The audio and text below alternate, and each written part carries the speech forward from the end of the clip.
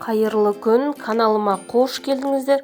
Подписация батырмасын басып, каналыма тіркеле кетіңіздер. Бүгін сіздермен бірге қазақша штрудель дайындайтын боламыз. Бұл өте дәмді, жылдам дайындалатын тағамдардың бірі. Бұл тағамды дайындау үшін бізге майлы төс ет, 5-6 картошка, 1 сәбіз, 1 пияз және 1 тәтті болгар бұрышы қажет.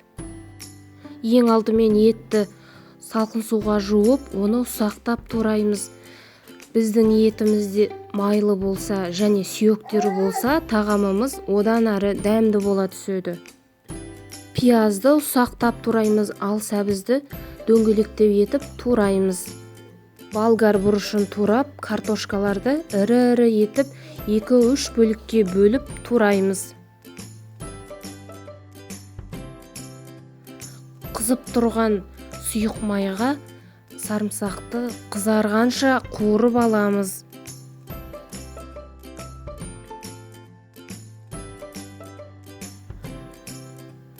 Қазанға етті салып қуырып, дәміне қарай тұз қосамыз.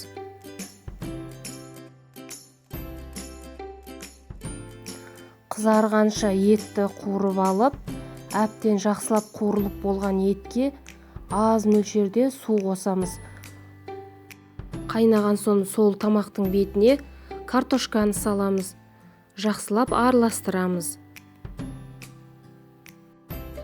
Енді қалған көкөністерді тәтті болгар бұрышы мен сәбізді салып, тағамды араластырамыз.